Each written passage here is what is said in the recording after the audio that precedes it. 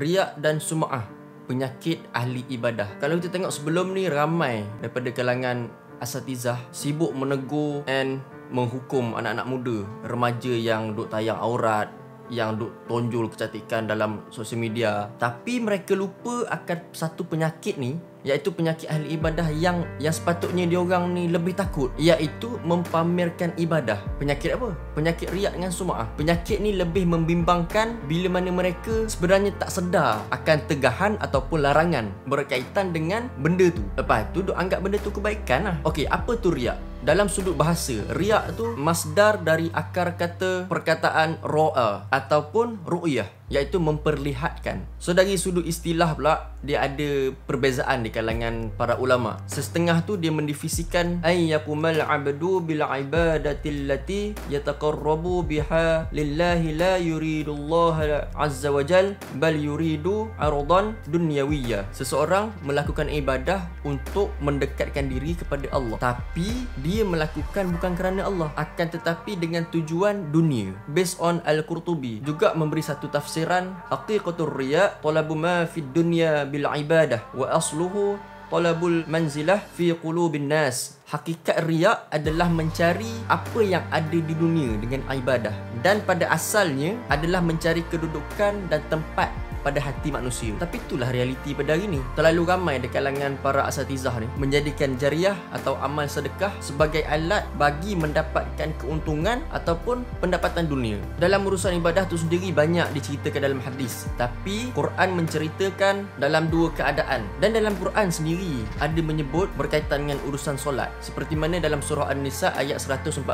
Sesungguhnya orang-orang munafik itu menipu Allah, dan Allah akan membalas tipu daya mereka. Dan bila mereka berdiri untuk melakukan ibadah solat, mereka berdiri dengan keadaan yang malas. Mereka bermaksud riak dengan solat di hadapan manusia, dan tidaklah mereka menyebut Allah kecuali sedikit sekali. Itu mengenai orang yang solat. Macam mana pula dengan sedekah? Allah memperingatkan dalam urusan sedekah mengenai riak dan sum'ah ni. Antaranya ayat 264 surah Al-Baqarah yang bermaksud, hai orang-orang yang beriman, janganlah kamu menghilangkan yakni pahala sedekah kamu dengan menyebut-nyebutnya dan menyakiti perasaan penerima, seperti orang yang menafkahkan hartanya kerana riak kepada manusia. Tapi macam mana pun, kita as a Muslim, sebenarnya kita dilarang ataupun ditegah mengatakan si fulan tu riak, si fulan tu sum'ah, si fulan tu menunjuk-nunjuk. Kalau tak jauh beza pun dengan tuduhan takfir ataupun munafik. Sebab ianya urusan hati, dan hati ni adalah urusan Tuhan. Macam yang Nabi sebut dalam hadis, sesungguhnya aku yakni Nabi tidak diperintahkan untuk menyelidiki hati manusia, dan tidak pula untuk membedah perut-perut mereka. Ada ibadah yang boleh diceritakan ataupun ditonjolkan ataupun diperlihatkan, sebagai contoh azan ataupun solat yang menjadi syiar. Macam tu juga dengan sedekah, macam institusi zakat, NGO, syarikat. Sebab tu kita perlu membezakan antara pribadi dan umum yang menjadi syiar Islam. So tugas agamawan hari ini adalah menjauhkan agama tu daripada fitnah. Tambahan benda tu berkaitan dengan ibadah. Jangan kita duk sibuk duk tengok dosa-dosa ahli maksiat ni, lepas tu senang-senang kita duk tuduh dia orang ni fasik lah, munafik lah. Jangan kita duk sibuk nak bicarakan soal kubur orang tu, neraka orang tu. Tapi sebaliknya, boleh kita cuba cerminkan apa nasib kita akan datang. Kalau ikut bab fitnah ni, kata Nabi, lebih ditakuti daripada kelompok-kelompok Dajjal ialah fitnah-fitnah yang datang daripada orang agama.